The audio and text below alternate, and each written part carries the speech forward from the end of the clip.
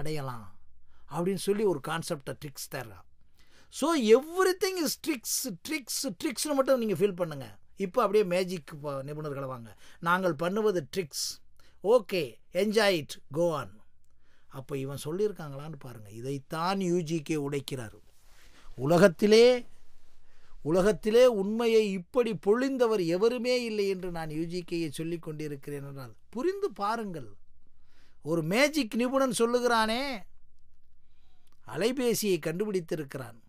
காலையில் எழுந்தவுடன் ஆடு மாடு என்று சொல்வது மாதிரி யாருமே நம்மளுடைய செல் இல்லாமல் வெளியே போவதில்லை. இந்த கடவுள் அவதாரம் என்று யார் சொல்லிக் கொண்டிருக்கிறான், எவனாவது ஏதாவது ஒன்றை கண்டுபிடித்திருக்கா நினைத்து பாருங்கள். இதைத்தான் யூஜிகே உடைக்கிறார். இளைஞனே, மனிதனே சிந்திச்சு பார். அப்போ தான் யூஜிகே ரொம்ப கௌரவமாக பேசுகிறாரு. ஏன்னா யூஜிகே பிறப்பிலே பிராமணே.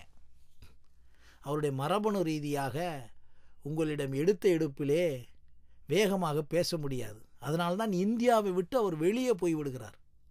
ஏன்னா இந்த இந்தியாவில் இருக்க ஒரு விஷயம்னா, குறிப்பாக தமிழ்நாட்டில் முரட்டுத்தனமான சிந்தனை உள்ளவன் தான் வாழ முடியும்னு சொல்லி இந்தியாவில் ப்ரொபகேட் பண்ணிட்டாங்க. அப்படித்தான் அரசியல் ஓடிக்கொண்டிருக்கிறது, ஆன்மீகம் ஓடிக்கொண்டிருக்கிறது, அறிவியல் ஓடிக்கொண்டிருக்கிறது, தொழில் ஓடிக்கொண்டிருக்கு, வியாபாரம் ஓடிக்கொண்டிருக்கிறது.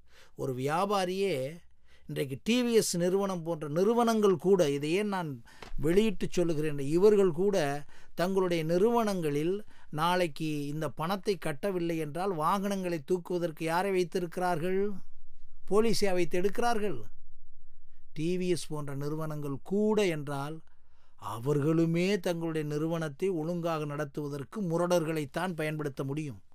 அமெரிக்காவில் அப்படி இல்லை, தெரிந்து கொள்ளுங்கள். அமெரிக்காவில் பேங்கில் ஒரு பிரச்சனையாக இருந்தால் பேங்க் அஃபீஷியல்ஸ் மூவ் பண்ணுவான். அது நீட்டாக முடியும், இல்லைன்னா அதை கரெக்டாக கட் பண்ணிடுவான். இங்கே அப்படி இல்லை. இங்கே இன்றைக்கு இருக்கக்கூடிய வட்டிக்கு கொடுப்பவர்களும் சரி, வியாபாரம் பண்ணவர்களும் சரி, பிராமணர்களை விட்டு மற்ற வியாபாரம் பண்ணக்கூடியவன், தொழில் பண்ணக்கூடியவன், அரசியல் பண்ணக்கூடியவன். அரசியல் என்ன சொல்லுகிறார்கள்? ஜெயிலில் இருந்த பல பேரை வெளியே கொண்டு வருகிறார்கள். எதற்கு என்றால் அரசியல் நடத்த. எப்படியா? இதில் என்ன புரிந்து கொள்ள வேண்டும் என்றால், அப்படிப்பட்ட ஒரு நிலையில் நாம் இருந்து கொண்டிருக்கக்கூடிய அப்பாவி மனிதர்களை, இந்தியாவில் இருக்கக்கூடிய அப்பாவி மனிதர்களை கடவுள் என்ற ஒரு கான்செப்டை கொடு, அவனை நம்பவை. எப்படி நம்பவை? உன்னுடைய பயத்தை போக்க, உன்னுடைய உணர்வுகளில் ஏற்படக்கூடிய அச்சத்தை போக்க, உனக்கு ஏதாவது ஒன்று பிடிமான வேண்டுமே, அப்பாவியாக இருக்கிறாயே, அந்த அப்பாவிகளுக்கெல்லாம் பிடித்து கொள்ள, கடவுள் காப்பாற்றுவார், நாம் இயங்குவோம் என்று ஒன்றை சொல்லி வா. ஆனால் அப்படியே மிகப்பெரிய சாஃப்ட்வேர் இன்ஜினியரிங் மாதிரி, இது இன்ஜினியரிங், ஸ்பிரிச்சுவல் இன்ஜினியரிங் பண்ணிவிட்டார்கள். இப்போ சாஃப்ட்வேரில் பாருங்கள், பல ஆயிரக்கணக்கான ரகசியங்கள் இருக்கும். கிராஃபிக்ஸில் அதில் ஒரு 1000, அனிமேஷனில் அதில் ஒரு 1000 போகும். இதை என்ன சொல்ல வருகிறோம் என்றால், அதைத்தான் யூஜிகே அவர்கள் சொல்லுகிறார்கள். இதை காட்டில் யூஜிகே ரொம்ப விவரமாக போயிருக்காரு. இன்றைக்கு இருக்க உலகியலில் இருக்கக்கூடிய நவீன மாடர்ன் சைக்காலஜி எல்லாம் அவர் பார்த்திருக்கிறார். அப்போ பார்க்கும்போது தான் அவருக்குள்ளே பார்த்திருக்கிறது, எல்லாமே எங்கேயோ இடிக்குதே. அப்போ நாம் கொஞ்சம் ஒதுங்கி போயிருங்க. இது எதுக்கு நான் சொல்லுகிறேன் என்றால், இப்படிப்பட்ட ஒரு மாபெரும் ரகசியம் கலந்தது இந்த உலகியல் வாழ்வு. ஒரு மனிதன் பிறக்கிறான் என்றால், அந்த பிறக்கும் போது அவன் இறக்கும் வரை அவனுடைய கான்செப்ட், அவனுடைய வாழ்க்கை, அவனுடைய ரகசியங்கள் எல்லாமே ஒரு மாபெரும் ட்ரெமெண்டஸ் சீக்ரெட் உள்ளது. ஒரு குழந்தையை பார்க்கும்போது எனக்கு அடிக்கடி சிந்தனை வரும். ஒரு பள்ளிக்கு முன்னாலே நின்று நான் சிந்திப்பேன், என்னடா இத்தனை 1000 குழந்தைகள் இப்படி ஓடிக்கொண்டிருக்கிறார்களே, ஏதோ எல்கேஜி படித்து யூகேஜி படித்து ஏதோ 10th 11th மார்க் வாங்கிறதுக்காக ஓடிக்கொண்டிருக்கிறார்களே, இது உண்மையா? இவர்களெல்லாம் வீணாகி கொண்டிருக்கிறார்கள் என்ற சிந்தனை வரும். அந்த பிறந்த குழந்தையிலிருந்தே அமெரிக்காவிலும் இதுதான் நடந்து கொண்டிருக்கிறது. அமெரிக்காவில் எவ்வளவோ விஞ்ஞானமெல்லாம் கண்டுபிடித்தாலும் கூட ஒவ்வொரு ஒரு ஒபாமா உருவாகியது போல் அமெரிக்காவில் இருப்பவன் அனைவருமே அந்த ஒபாமா மாதிரி உருவாக முடியும் என்ற கான்செப்டை அமெரிக்காவும் கொண்டு வரல. அதைத்தான் நம்ம சொல்ல வர்றோம். அதை யூஜிகே சொல்வதிலிருந்து எடுத்துக்கொள்கிறோம். செல்ஃபாலஜின்னு நாம் சொல்ல வர்ற விஷயம் அதுதான். பிறந்த ஒவ்வொரு குழந்தையும் ஆல்வா எடிசன் தான் என்றும், அப்துல் கலாம் என்றும், யூஜிகே என்றும், ரமணர் என்றும், விஞ்ஞானத்தில், மெய்ஞானத்தில், அறிவியலில், கணனி உலகில், கண்டுபிடிப்புகளில் ஒவ்வொரு குழந்தைகளும் யார் சிந்திக்கிறார்கள்? இதை நாம் விதைத்து விடுவோம், அவ்வளவுதான்.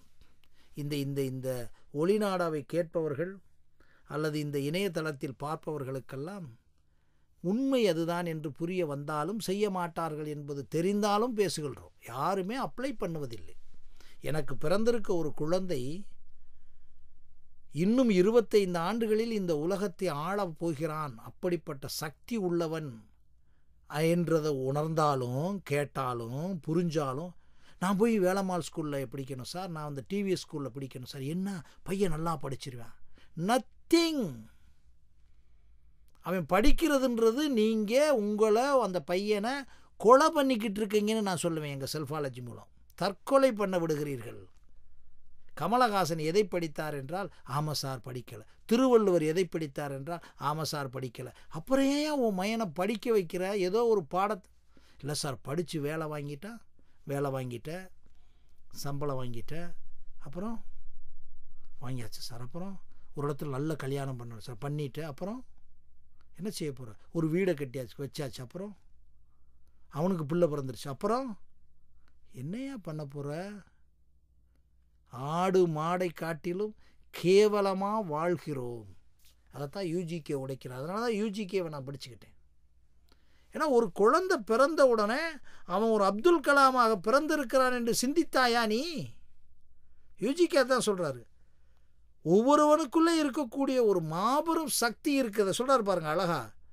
ஏதோ ஒரு வெளியிலிருந்து தேவையில்லாத ஒரு சக்தி உன் மீது வந்துட்டது மாதிரி அதை வச்சு காப்பாற்றிக்கிறலாம்னு ஒரு சார்பு நிலையிலே வாழ்கிறாயே. இல்லை, நீ தனி மனிதன். You are an independent, not interdependent என்று கூறுகிறார்.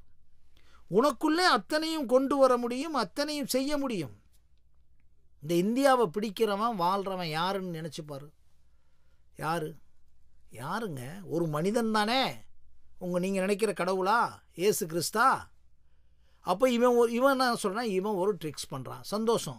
நான் என்ன சொல்லேன், ட்ரிக்ஸே பண்ணாமல் குழந்தையிலிருந்து நீ ஊட்டப்பட்டாயானால் அவன் 15-20 வருஷத்தில் டெவலப் ஆயிடுவான்.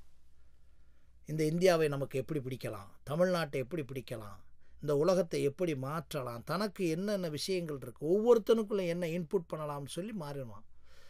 இதைத்தான் யூஜிகே சொல்லுகிறார். நீ சார்புலேயே வாழ்கிற, யாராச்சும் ஒருத்தன் உன்னை தூக்கி விட்டுருவான்னு நினைச்சவத்தியா, அங்கே நீ அவுட்டுன்னு சொல்கிறாரு. நீ நினைக்கிற மாதிரி எவனாச்சும் தூக்கி விட்டுருவான்னு அது இல்லை. ஆனால் நீ எந்திரிச்சிடலாம். அப்போ அதுக்கு தான் அவர் சொல்கிறாரு, நீ தான். அதைத்தான் அவர் திருப்பி சொல்கிறார். நான் இதெல்லாம் இவங்க சொன்னதெல்லாம் உண்மையாண்டு உலக நாடுகள் பூரா சுற்றினேன், தியாஜபிக்கல் சொசைட்டிக்கு போனேன், ரமணர்கிட்டையும் போனேன், எல்லாத்துட்டையும் போனேன். ஆனால் இவங்க சொல்லிக்கிட்டு இருக்க எதுவுமே இல்லையே. என்ன இல்லை? இவங்க சொல்லிக்கிட்டு இருக்கிறது பூரா இன்னொருத்தன்ட்ட வாங்கி, அதை சொல்கிறாரு, காப்பி எடுத்து இன்னொருத்தன் எண்ணங்களை எடுத்து தெளிவாக தீர்க்கமாக மாடர்னைஸ்டாக பேசிக்கிட்டு இருக்கான். இதை இப்படி ஈஸியாக நீங்கள் எடுத்துக்கலாம். அலைபேசியை ஒருத்தன் கண்டுபிடிச்சான். நம்ம அலைபேசியை நம்ம எல்லோரும் கண்டுபிடிச்சோம். எங்கடா அலைபேசி குறைச்ச விலைக்கு கிடைக்குதுன்னு சொல்லி அதில் 2-3 வச்சுக்கிட்டு காப்பியிலே வாழ்ந்துக்கிட்டு இருக்கோம் இல்லைங்களா? அடுத்து பாருங்கள், 150 கோடி ரூபாய்க்கு படம் எடுக்கிறான். 3வது நாளுக்கு திருட்டு விசிடி எந்திரனுக்கே வந்துருச்சு. நினச்சி பாருங்கள், அந்த படத்தை வெளியிடுவதற்கு அதை கொஞ்சம் நல்ல கான்செப்டை திங்க் பண்ணி பாருங்கள். ஒரு சின்ன